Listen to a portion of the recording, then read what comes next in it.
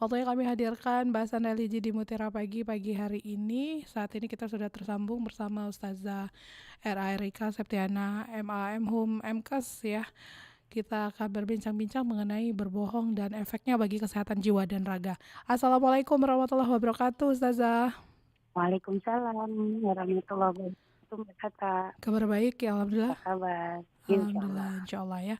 Baik, Ustazah, perbincangan kita itu ya mengenai berbohong dan efeknya bagi kesehatan jiwa dan raga. Begitu ya, Ustazah ya? Insyaallah, Mbak. Baik, Ustazah, sebelum pendengar bergabung untuk tanya jawab, apa yang mau disampaikan terlebih dahulu untuk membuka kebersamaan kita di pagi hari ini? Silakan, Ustazah. Baik, terima kasih Mbak Kakak atas kesempatannya. Bismillahirrahmanirrahim. Assalamualaikum warahmatullahi wabarakatuh.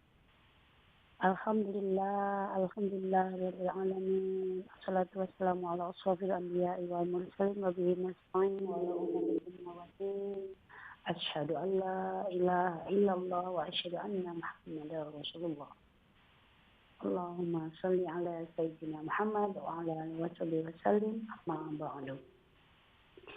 Alhamdulillah, syukuran seharusnya selalu kita haturkan kehadirat Ilahi Rabbi yang sampai hari ini, sampai detik ini senantiasa tidak pernah lupa melimpahkan kerahmatannya, kerahimannya, dan semua kebaikan bagi kita semua.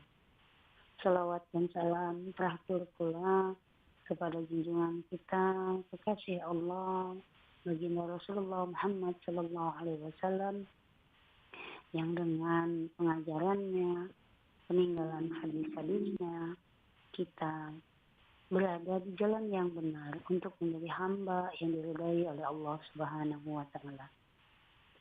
Saudaraku yang dimuliakan oleh Allah Subhanahu wa Ta'ala, marilah kita mulai obrolan kita untuk mengenal siapa diri kita sesungguhnya.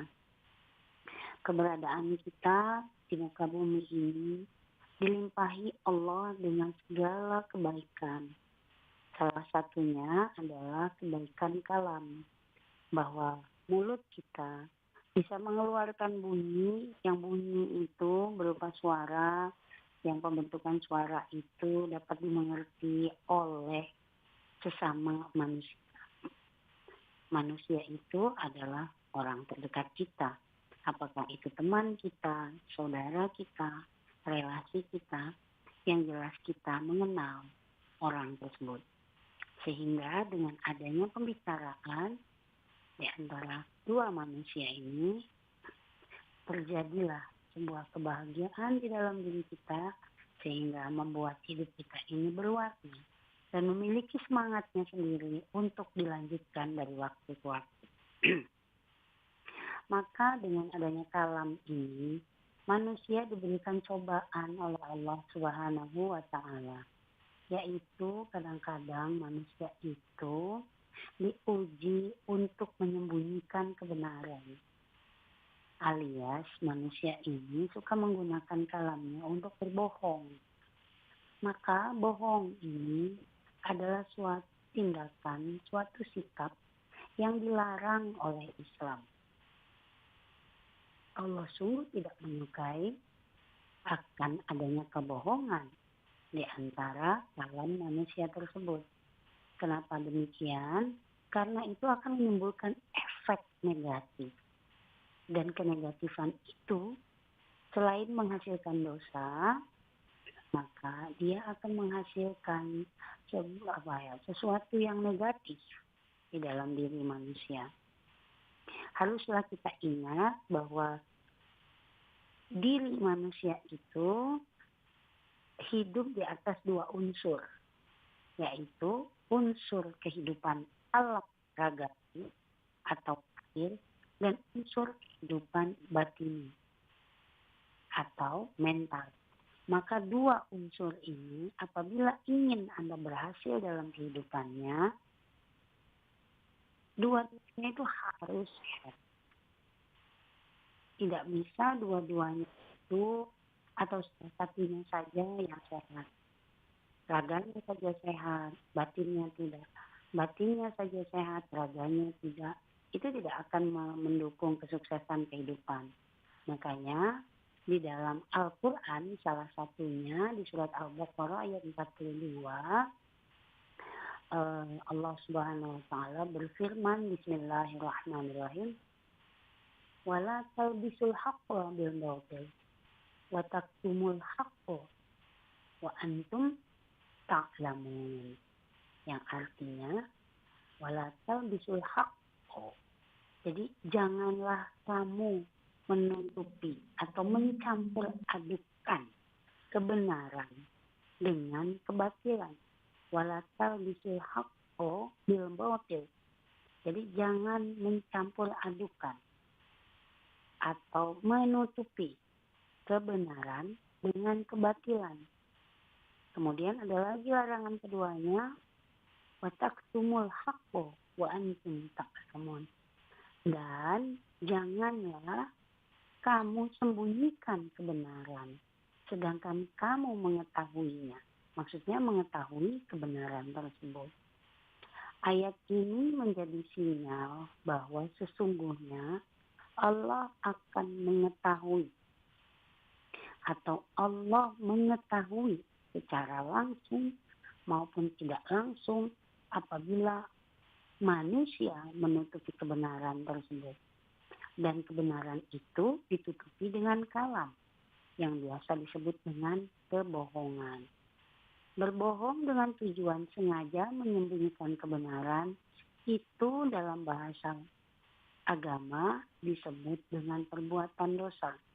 Kategori perbuatan dosa ini pada akhirnya akan memasukkan manusia tersebut dalam satu golongan yang itu dilaknat oleh Allah, dibenci oleh Allah, yaitu golongan apa? Golongan orang yang munafik.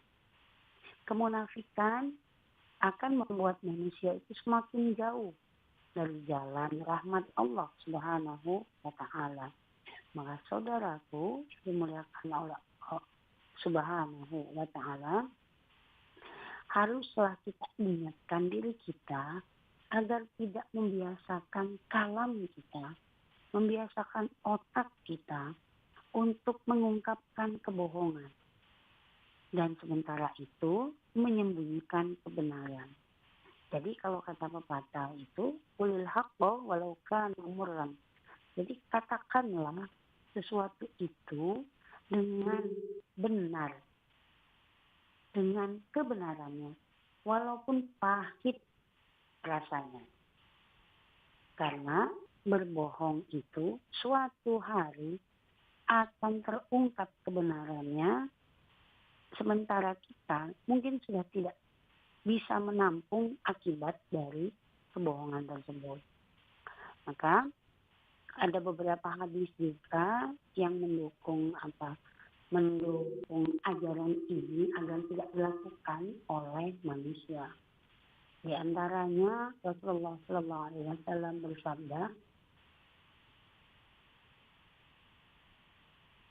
bahwa berbohong itu apabila terus-menerus berbohong di hadapan Allah Subhanahu wa taala, maka manusia itu akan mengalami kehancuran. Terutama ada satu hadis yang diriwayatkan oleh Bas Ibnu Hakim itu menyebutkan gendernya, bahwa apabila laki-laki itu berbohong maka kehancuran ada di hadapannya. Hadis ini memberikan gambaran bahwa sebetulnya mau pembohong itu laki atau perempuan, kehancuran akan berada atau akan berpihak kepadanya. Harus kita sadari bahwa sesungguhnya walaupun kita anggap kebohongan kita itu kecil dan mengandung unsur dosa yang kecil, maka semua itu akan membuat batin kita menjadi sakit. Lama-kelamaan tindakan buruk ini yang tadinya hanya berefek kepada batin kita, itu kemudian akan berefek kepada lahir kita. Maka di dunia kedokteran itu sudah dipahami bahwa sesungguhnya apabila Anda selalu berbohong, kapasitas pemikiran Anda itu senantiasa bersiaga dalam tensi yang tinggi. Jadi bersiaga dalam tensi yang tinggi itu membuat otak Anda itu harus senantiasa sadar akan kebohongan itu. Kebohongan itu kemudian akan ditutupi dengan kebohongan yang lain karena Anda menjaga agar diri Anda tidak terjebak dalam suatu kesulitan. Nah, hal ini akhirnya berlangsung di alam bawah sadar, sehingga berjalannya waktu, kebohongan-kebohongan yang tercipta itu akan menimbulkan sakit fisik secara nyata. Dalam penelitian berbagai artikel yang saya baca yang berasal dari dokter-dokter ahli disebutkan bahwa apabila kita berbohong itu penyakit yang akan pertama kali hinggap di lahir manusia itu adalah satu sakit kepala. Sakit kepala yang diakibatkan oleh irama jantung yang lebih tinggi daripada irama jantung rata-rata sehat. Kemudian selain sakit kepala, ya jelas sistem kardiovaskular atau irama jantungnya itu berlebihan, sehingga akan membuat sesak napas menjadi pendek, gangguan hipertensi dan sebagainya. Kemudian juga meningkatkan kadar gula darah dalam tubuh, sehingga yang tadinya tidak berkategori berpenyakit diabetes, kemudian kena lah orang ini tervonis sebagai pengidap gula darah yang tinggi.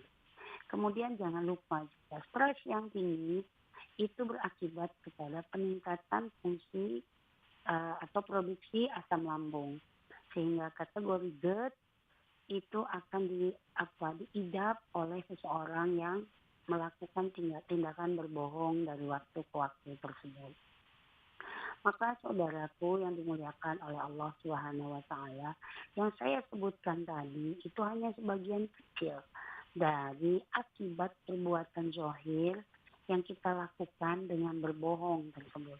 Selain memang pikiran yang tidak fokus, kemudian kita dibuat Allah itu makin pelupa, sehingga kita merasa tindakan kita benar-benar saja atau aman-aman saja, padahal orang-orang di sekitar kita sudah membaca keburukan dan penyimpangan-penyimpangan yang kita lakukan.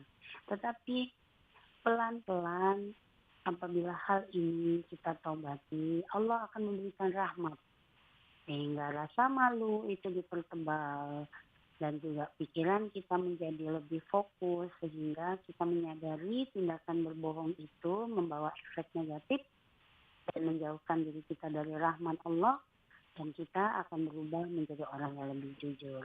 Namun di balik kebohongan juga ada diperbolehkan untuk hal-hal yang tujuannya berefek baik.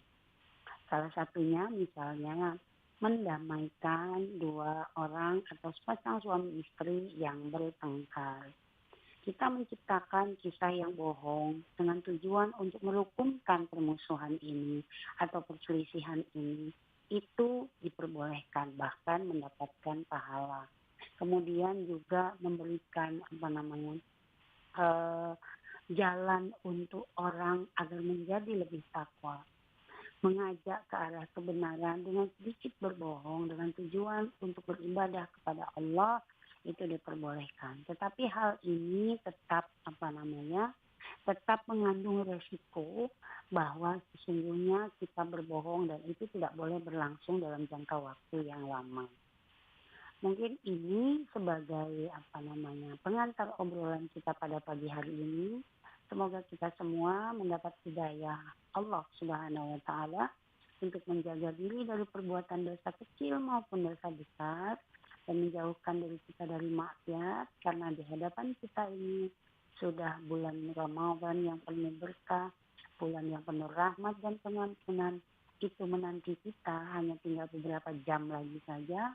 Semoga dengan obrolan ini kita menjadi lebih waspada terhadap tindakan yang mungkin kita anggap terlalu ringan, sehingga kita lupa bahwa telah melaksanakan tindakan dosa. Mungkin itu saja sebagai pengantar kita, Mbak Tata. Terima kasih banyak. Baik, sama-sama Ustazah. Silakan pendengar untuk bergabung bersama kami di 0711369977, aplikasi RRI Digital, dan juga WhatsApp 082179279090. Halo, selamat pagi. Assalamualaikum. Halo, Assalamualaikum Mbak Tata. Waalaikumsalam warahmatullahi wabarakatuh. Bu Kusmini ya. Iya Mbak Tata. Mau nanya apa nih? Teman Ya, apa? Assalamualaikum Tasya Erika. Waalaikumsalam warahmatullahi wabarakatuh. Ya, sehat. Sehat, amin. Yang Maaf saya lahir batin tanyakan dari sini. Ustazah, ini orang jadi saksi bohong Ustazah. Ada seorang istri itu buta Ustazah. Nah suaminya itu ngasih surat suruh tanda tangan katanya untuk operasi matanya Ustazah. Nah itu ternyata untuk nikah lagi Ustazah. Yang jadi saksi itu dosa enggak Ustazah? Soalnya ini ada saksinya itu Ustazah. Nah itu aja Ustazah Erika, Mbak Tata. Assalamualaikum warahmatullahi wabarakatuh. Waalaikumsalam warahmatullahi wabarakatuh. Silakan Ustazah. Baik, terima kasih Mbak Tata atas kesempatannya. Bu Kusmini, terima kasih atas partisipasinya pada pagi hari ini. Yang berdosa itu pasti suami yang berbohong, gitu ya. Kebohongan yang dia buat demi meluaskan hawa nafsunya, memuaskan hawa nafsunya untuk beristri kembali, itu pasti menimbulkan dosa yang sungguh besar. Nah, masalahnya kemudian saksinya ini berdosa atau tidak. Kita harus meneliti masalah ini, apakah saksi ini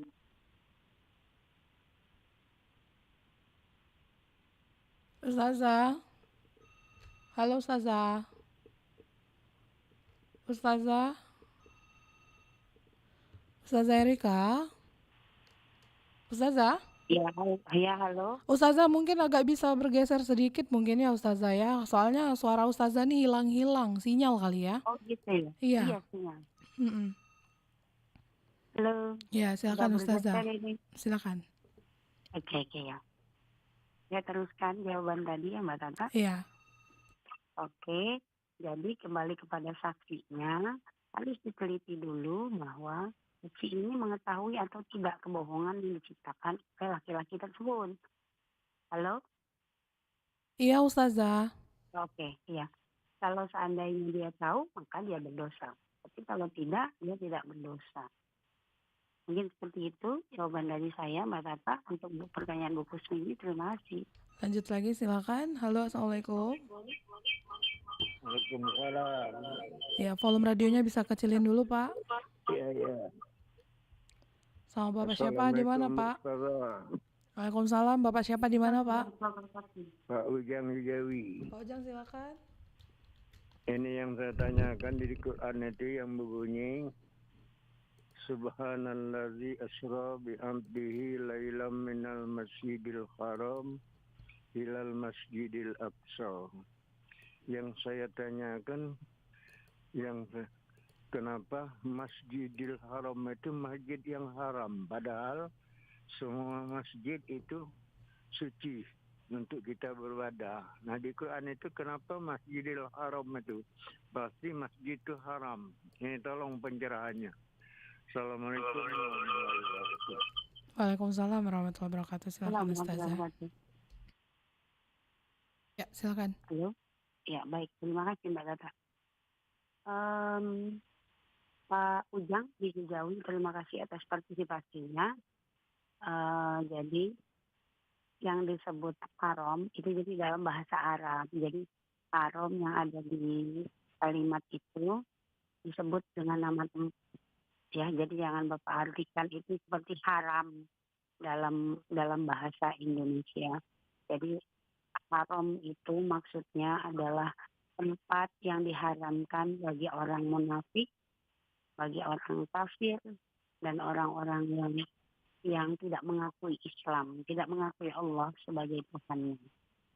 Maksudnya seperti itu. Jadi kalau dua masjid yang suci di dunia ini disebut haramain, yaitu Masjidil Haram dan Masjid Nabawi di Madinah.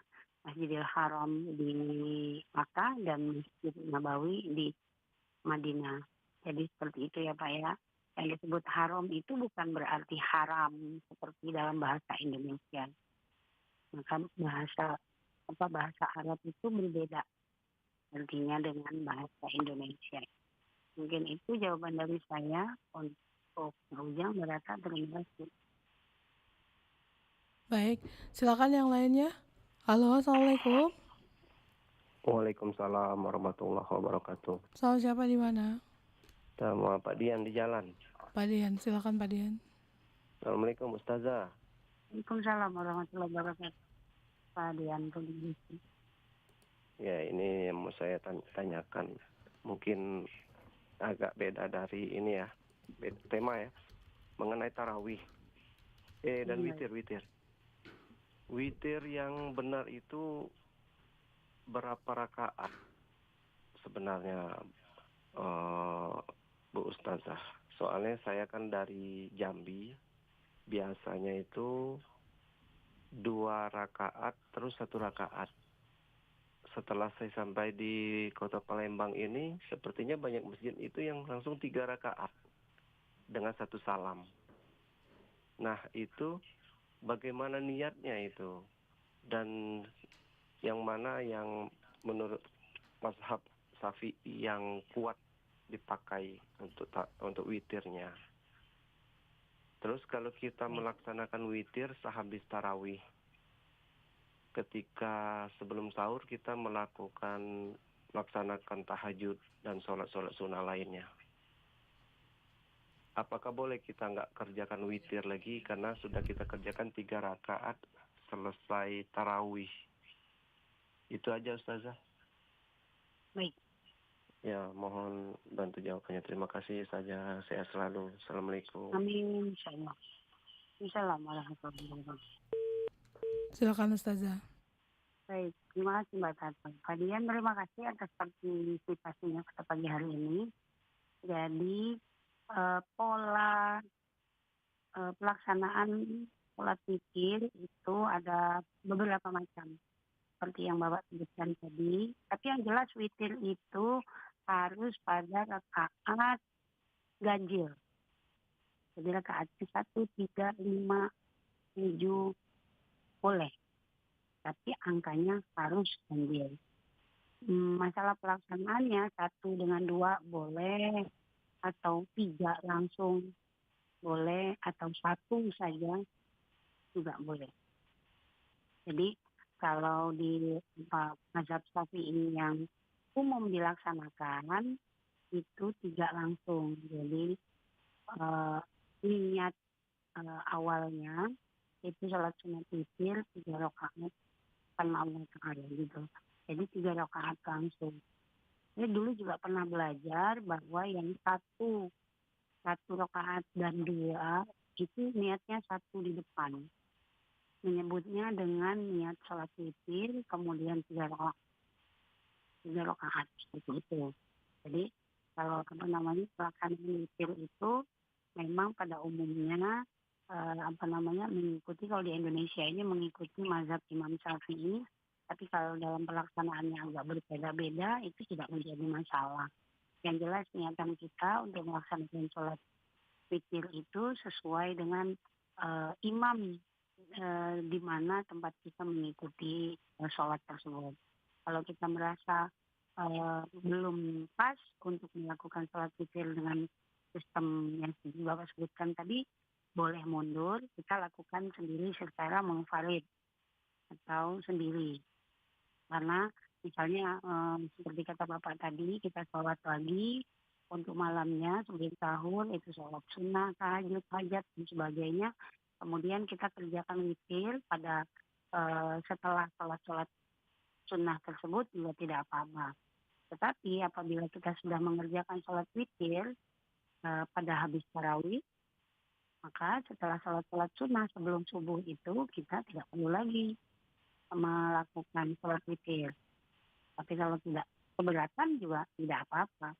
Jadi ibadah sholat itu semakin banyak kita kerjakan, diharapkan kita dapat semakin khusyuk. Dan semuanya itu punya nilai di hadapan Allah SWT.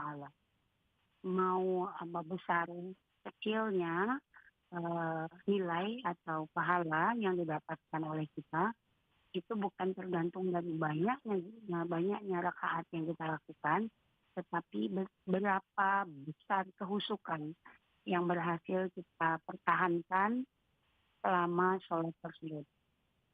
Jadi sholat itu semakin berefek kepada diri kita apabila kehusukan dan konsentrasi yang penuh kita hanya berikan kepada Allah Subhanahu wa Ta'ala.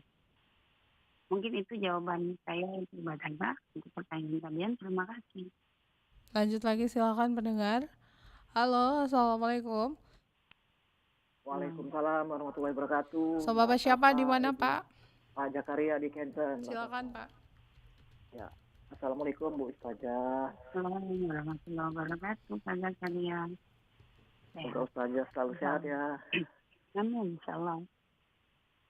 Ustazah mau tanya bagaimana caranya kita menyiasati untuk berpuasa sebelumnya kita terkena penyakit emah atau asam lambung. Bagaimana menurut ini itu tuntunan dalam agama atau dalam medis gitu. Terima kasih penjelasannya Bu Ustazah. Assalamualaikum warahmatullahi wabarakatuh. Waalaikumsalam warahmatullahi wabarakatuh. Silakan Ustazah. Baik, terima kasih Mbak Lita atas kesempatannya Pak Jakaria. Terima kasih atas partisipasinya. Semoga sehat selalu. Jadi kalau orang-orang yang penerima ini kadang-kadang memang karena stres duluan. Jadi kalau dia mau menghadapi bulan puasa, bulan Ramadan, karena kondisi badannya terindikasi gitu, terkategori berpenyakit lambung, maka dia udah stres duluan. Bagaimana cara menghadapinya? Pertama, rasa takut akan kambuhnya penyakit ini ketika kita sedang menjalankan puasa itu harus dikontrol dan pelan-pelan harus dimatikan. Jadi ada rasa khawatir, kemudian ketakutan akan tidak mampu melaksanakan puasa tersebut. Gitu. Pokoknya hal-hal negatif yang muncul di dalam pikiran kita itu harus kita kontrol, diminimalkan, kemudian akhirnya dihilangkan. Itu pertama. Agar apa? Agar stres menghadapi Ramadan itu tidak mendominasi diri kita sebagai penderita penyakit emah, ya. Nah, kemudian ketika kita diperbolehkan untuk makan, jadi ketika berbuka, misalnya atau sahur, itu jangan langsung makan makanan berat dan langsung banyak. Kalau orang kena emah, memang dia perih sekali, tetapi lambungnya tidak bekerja dengan baik. Maka makanan yang masuk ke dalam tubuhnya harus pelan-pelan agar lambung yang sudah beristirahat selama 12 jam itu tidak kaget. Jadi Pak saya makan ketika berbuka, makanlah makanan yang sedikit dulu. Kalau perlu minumnya nggak boleh pakai air dingin atau air es. Minumlah pakai air yang menyegarkan hangat, misalnya teh hangat. Jangan juga kopi, karena kopi itu mengandung kafein yang membuat jantung penderita emah itu menjadi lebih kuat geserannya. Jadi gas yang dibawa oleh kafein itu akan mengagetkan sehingga membuat lambung itu perih 3-4 jam ke depan. Begitu juga ketika sahur. Sahur itu juga makannya pelan-pelan. Jangan langsung sekaligus. Makanya bangunnya itu agak lebih awal. Mungkin hari pertama, kedua, dan ketiga, tubuh itu beradaptasi dengan situasi puasa di siang hari dan makan di malam hari. Memang rasanya tidak enak. Tapi niatkanlah bahwa puasa ini menjadi jihad ibadah kita untuk Allah dan bermohonlah kepada Allah agar upaya puasa ini menjadi jalan sembuh bagi penyakit yang dititipkan Allah di dalam tubuh kita. Ingatlah bahwa penyakit ini tumbuh di dalam tubuh kita, diketahui oleh Allah Subhanahu wa Ta'ala. Maka bermohonlah kepada Allah agar penyakit ini segera diangkat sebagai imbalan dari puasa yang kita lakukan di bulan Ramadan ini. Semoga jawaban ini bisa menjadi pertanyaan Abang dari Pak Zakaria tadi. Terima kasih. Lanjut lagi silakan pendengar. Halo, assalamualaikum. Halo, assalamualaikum. Warahmatullahi wabarakatuh. Sama Bapak siapa di mana, Pak? Ini Sarkawi di Banyuasin. Pak Sarkawi di Banyuasin, silakan. Assalamualaikum Ustazah. Waalaikumsalam warahmatullahi wabarakatuh. Pak Zarkowi, selalu insyaallah. Saya ingin menanyakan begini. Setiap menyambut bulan Ramadan ini, setiap rumah membaca surat Yasin. Hampir tiap malam. Apakah ada surat lain? Kemudian mengirimkan surat Al-Fatihah kepada almarhumah. Nah, bagaimana surat Yasin ke-54? Mohon pencerahannya. Assalamualaikum warahmatullahi wabarakatuh. Waalaikumsalam warahmatullahi wabarakatuh. Silakan Ustazah. Baik, terima kasih Mbak Gata. Terima kasih Pak Sarkowi atas pertanyaannya. Jadi surat Yasin itu dalam riwayatnya pernah dibaca oleh Rasulullah Sallallahu Alaihi Wasallam dan mengajarkannya kepada para sahabat untuk mengirimkan doa, gitu ya. Jadi bukan tidak ada surat lain di dalam Al-Quran, ada, tetapi sudah sering digunakan untuk mengirimkan doa selamat, kemudian mengirimkan niat yang diiringi dengan doa khusus, itu dibacakan surat Yasin tersebut. Sebenarnya surat lain juga boleh, tetapi karena di dalam surat Yasin itu pemaknaannya dan pentafsirannya itu lebih, juga sejarah turunnya ayat-ayat di dalam surat Yasin itu diutamakan untuk menyampaikan niat tertentu. Kita di Indonesia dalam rangka menyampaikan doa kepada arwah yang sudah wafat di keluarga kita, kemudian juga misalnya ada yang sakit, itu biasanya dibacakan surat Yasin.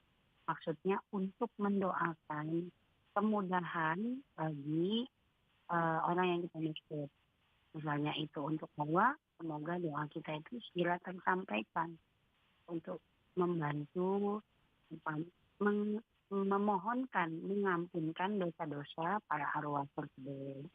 Walaupun untuk orang sakit atau keadaan-keadaan genting lainnya, doa itu pastinya diucapkan untuk memohonkan keringanan bagi kesulitan yang tengah dihadapi oleh saudara kita tersebut. Kemudian juga mengirim Al-Fatihah itu seperti salam atau kayak kita mengucapkan Assalamualaikum kepada saudara kita dengan mendoakan hal terbaik kepada arwah tersebut agar di masa alam bazrahnya mereka semua dipermudah oleh Allah Subhanahu wa taala. Jadi maksudnya itu semuanya baik gitu. Tidak ada unsur yang membuat kita itu melupakan mereka yang sudah wafat. Sekedar mengirimkan salam dan mengirimkan doa untuk kebaikan saudara-saudara kita yang sudah wafat itu merupakan suatu tindakan yang baik, tindakan yang mengandung nilai ibadah dan juga menjaga silaturahmi itu mendapat nilai pahala di hadapan Allah Subhanahu wa taala. Mungkin itu jawaban dari saya untuk pertanyaan Pak Sarkowi. Terima kasih. Lanjut lagi silakan Pak Degar. Halo, assalamualaikum. Waalaikumsalam Mbak Tata. Sama siapa di mana? Sama Pak Jumadi, daerah Lubain Mbak. Pak Jumadi di Lubai, silakan. Yo, assalamualaikum Ustazah. Waalaikumsalam warahmatullahi wabarakatuh Pak Jumadi. Sehat selalu insyaallah. Alhamdulillah. Ini Ustazah, mengenai uraian Ustazah tadi tentang berbohong, asam lambung naik dengan sakit kepala nih Ustazah. Tapi aku sering ini Ustazah, kalau kita terlanjur ya, ingat bohong. Sering berbohong, tapi ada tertentu nih Ustazah. Misalnya ini Ustazah, kan ada barang nih, dipinjam orang, aku tahu orang itu susah untuk baliki, jadi aku bohong, tidak kacik, padahal itu barang ada Ustazah. Jadi lama aku berbohong cak mana. Jadi gimana kalau kita berbohong itu Ustazah? Ya, mohon penceraiannya. Assalamualaikum. Waalaikumsalam warahmatullahi wabarakatuh. Silakan Ustazah. Baik, terima kasih Mbak Dapa. Pak Jumadi, terima kasih atas partisipasinya. Di bagian akhir dari pengantar saya tadi, ada beberapa tindakan mendesak yang memperbolehkan kebohongan tersebut. Jadi salah satunya seperti yang Pak Jumadi lakukan, bukannya kita ini pelitiri, ada juga gini, dalam salah satu riwayat baginda Rasulullah Muhammad SAW mendapat sebuah pengaduan. Jadi salah satu sahabat itu sering dipinjami uang oleh orang tersebut. Nah, karena sahabat ini mengetahui bahwa uang yang dipinjamkan itu tidak akan kembali, maka beliau bertanya ke Rasulullah, kalau saya tidak pinjamkan, apakah dengan saya berbohong, apakah saya berdosa? Kemudian bagaimana cara Rasulullah mengajarkannya? Rasulullah bilang, seandainya ini kalau uang diukur pakai uang kita, seandainya dia akan meminjam 10.000 gitu ya, maka berikan aja semampu yang kita bisa beri, karena untuk mengelakkan dia dari kebohongan satu, kedua dosa tidak membayar hutang. Itu seperti itu. Jadi kita mau kasih dia 100 rupiah, 1.000 rupiah misalnya gitu ya. Itu upaya kita, dan kita bilang kita nggak punya uang. Karena kita tahu orang ini pasti tidak akan mengembalikan hutangnya. Seperti itu. Kita memberikan dia uang agar mengelakkan dia dari dua dosa besar itu. Dosa berbohong dan dosa tidak membayar hutangnya. Dan itu akan memberatkan langkahnya. Nah, kita balikkan ke kasusnya Pak Jumadi. Bapak berbohong untuk tidak ingin meminjamkan barang itu, karena sudah mendapatkan pengalaman-pengalaman sebelumnya gitu ya. Jadi itu bukan merupakan, semoga itu bukan merupakan tindakan dosa. Karena ketika Bapak berbohong, Bapak yang paling tahu dan paling memutuskan untuk berbohong itu, Bapak sudah mengetahui akibatnya. Jadi misalnya kalau dipinjamkan barang kita tidak kembali gitu ya, dan kita akhirnya tidak ikhlas, menjadi masalah bagi kita. Maka Bapak putuskan demi kebaikan semuanya untuk tidak meminjamkan dengan melakukan kebohongan, menyebut barang itu tidak ada, gitu, seperti itu. Dengan niat mengelakkan saudara kita dari dosa yang lebih besar, maka tindakan yang dilakukan oleh Pak Jumadi tidak mengandung dosa. Tetapi kalau seandainya niatnya itu berbalik, mengelak saja untuk tidak mau membantu saudara tersebut, maka itu akan menjadi dosa sifat. Jadi itu aja jawaban dari saya. Semoga bisa dipahami Pak Jumadi, Mbak Tata. Terima kasih. Baik Ustazah, sebelum kita akhiri perbincangan kita, apa yang mau disampaikan untuk menutup kebersamaan kita di pagi hari ini? Silahkan. Baik, terima kasih Mbak Tata. Saudaraku yang dimuliakan oleh Allah Subhanahu wa Ta'ala, menjadi manusia dengan kalam yang sungguh tidak bertulang ini adalah cobaan tersendiri. Sehingga mari kita gunakan fasilitas yang Allah berikan ini hanya untuk menggalang pahala, hanya untuk beribadah kepada Allah Subhanahu wa Ta'ala. Jadi apabila pada waktu sekarang kita menemukan beberapa kesalahan kalam, kita gunakan kalam kita untuk berbohong, maka taubatilah. Kita ganti sikap kita ganti cara berpikir kita untuk menjadi lebih baik dan berusaha menjadi hamba yang dicintai oleh Allah Subhanahu wa Ta'ala.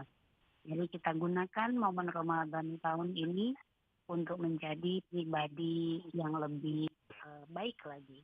Menggunakan semua fasilitas yang Allah berikan di dalam diri kita dengan lebih bijaksana lagi. Saya ucapkan terima kasih atas semua partisipasi yang diberikan kepada saya pada pagi hari ini, juga kepada pihak RRI untuk selalu memberikan kesempatan kepada saya untuk bisa bersiar melalui ruang acara ini. apabila ditemukan berbagai macam kesalahan selama saya bersiaran di RRI sepanjang tahun ini dan terutama pada pagi hari ini, saya mohon maaf kepada para pendengar sekalian dan kepada Allah saya mohon ampun. Semoga Ramadan kali ini menjadi Ramadan yang terbaik bagi kita. Hari-hari yang kita lewati itu menghasilkan pahala yang berlimpah bagi kita semua. Terima kasih Mbak Tata.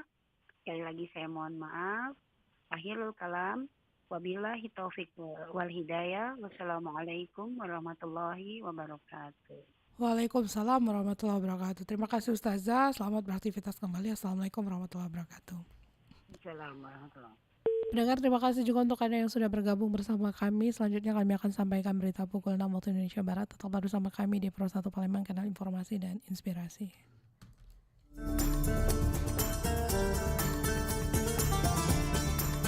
Baru saja Anda ikuti Mutiara Pagi. Terima kasih untuk kebersamaan Anda. Sampai jumpa.